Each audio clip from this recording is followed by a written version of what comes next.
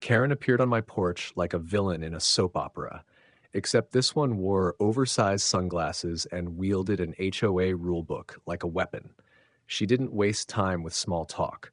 My daughter's wedding is coming up, she began, her tone dripping with entitlement. We need a venue, and your field will be perfect. It's not like you're doing anything with it. I raised an eyebrow because, of course, Karen's version of asking always sounded more like an eviction notice. I could practically see the gears in her head spinning, already calculating how she'd bulldoze my farm into some HOA-approved wedding venue without giving me a dime. Welcome to Prodigy Tales. Make sure you like and subscribe for your top-notch HOA drama. I leaned on my doorframe, staring at her like she was out of her mind. Karen, let me get this straight, I said slowly. You want to host a full-blown wedding on my field with my water, my land, and probably my electricity, and you think I'll just hand it over for free? She looked at me like I had just insulted her entire bloodline. Oh, please, she scoffed. It's just a patch of grass, and besides, it's for my daughter. It's a community event, and you're part of this community whether you like it or not. That was my cue. No, I said flatly, enjoying the way her face tightened like she'd just bitten into a lemon. I know how you operate, Karen. Just I've seen how you borrow things and never return them. So no, you are not turning my farm into a circus. Her smile vanished, replaced by that trademark Karen glare, the kind that could probably curdle milk. You'll regret this, she hissed, like some dollar store Bond villain. I shrugged, not caring enough to reply. The truth was, I didn't trust her one bit. This was the same woman who once accused me of having illegal cows because they were too noisy. And now she wanted me to give her my field for free? Not a chance. As she marched back to her HOA mobile, I felt a storm brewing, and it wasn't the weather. After Karen's dramatic porch exit, I sat down with a cup of coffee and replayed her pitch in my head. The audacity of this woman was unreal. Still, the idea of someone paying me to use my field didn't sound half bad, just not on her terms. By the next morning, I had a new plan brewing. I grabbed my phone, called her number, and when she picked up with a smug, "Changed your mind already?"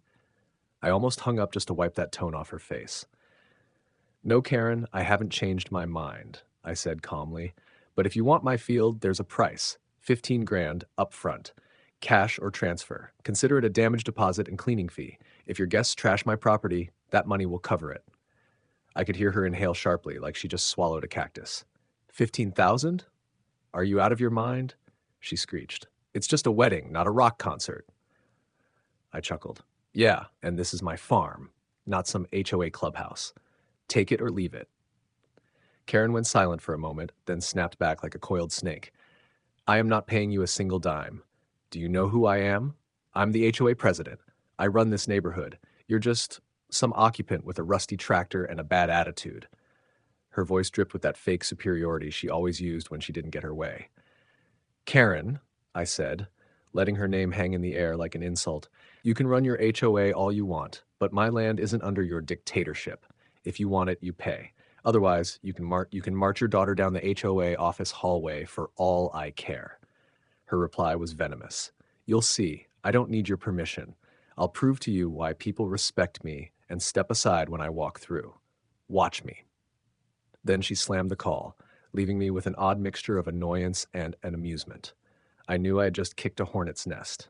Karen wasn't the type to back down. No, she was the type to burn bridges and throw a parade on the ashes. I knew this wasn't over. When Karen says, watch me, it's code for brace yourself for chaos. So, I started preparing for war. I installed extra cameras all over my farm, hidden ones too, because I knew she'd try something sneaky. I put up fresh no trespassing signs so big they could be read from space. I even sharpened my sarcasm, just in case I needed to slice through one of her smug speeches. Days passed, and I heard nothing from her. It was almost too quiet.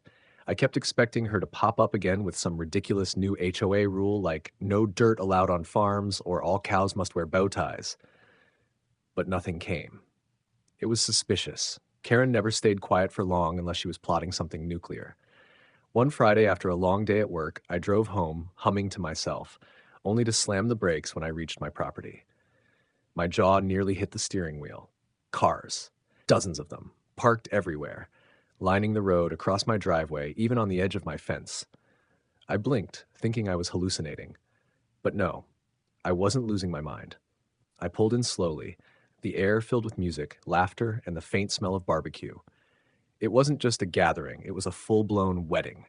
White tents stretched across my field, fairy lights tangled on my fence, and some guy in a tuxedo was yelling into a microphone about love and forever. I felt the blood rush to my face. This wasn't just trespassing. This was Karen's declaration of war. My hands gripped the steering wheel so hard I thought I'd leave dents in it. I got out of my truck and marched toward the scene like a storm on legs. Guests stared at me like I was some uninvited farmer crashing their royal gala. A kid actually pointed and said, "Is he the help?" which only added fuel to my already raging fire. I scanned the crowd, and there she was. Karen, wearing a hat so wide it could block a solar eclipse, sitting smugly near the bride and groom like she owned the place. My patience evaporated. I stormed toward the main tent, my boots crunching on the gravel as guests whispered like I was the villain in their fairy tale. Karen spotted me and gave this fake little wave as if I were some unpaid farmhand she'd hired for the day. I was about 2 seconds from flipping a table. Before I could reach her, two rent-a-cop security guards stepped in front of me. "Sir, you can't be here. This is private property," one of them said. I stared at them like they'd just grown two heads. "Private property, buddy? You're standing on my land. You're the trespasser." But they were too busy puffing up their chests to realize they were on the wrong side of a lawsuit. Karen just sat there, sipping her champagne, enjoying the show like the queen of chaos she is. That was it.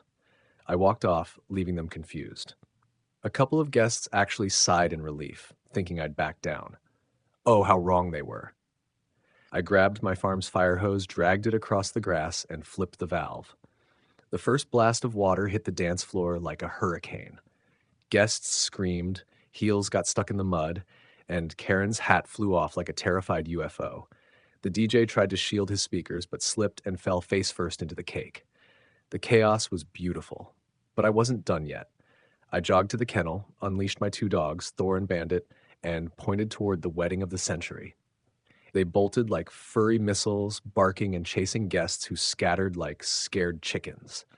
Some guy in a tuxedo tried to outrun Thor, but the dog snatched the hem of his pants and left him hopping like a deranged flamingo. Karen shrieked louder than the bride, running across my field with her dress soaked and her makeup melting off like a horror movie character. "Call the police," she screamed. But good luck explaining to the cops why you invaded someone's farm without permission. By the time I shut the hose off, the place looked like a war zone. Mud everywhere, tables overturned, and people fleeing. Later, I learned Karen had told her daughter I'd given permission, which is why the couple never sued me. Karen, though, she was humiliated beyond repair. The end. Please like and subscribe for more HOA showdowns like this. Do you think Karen got what she deserved? Comment below.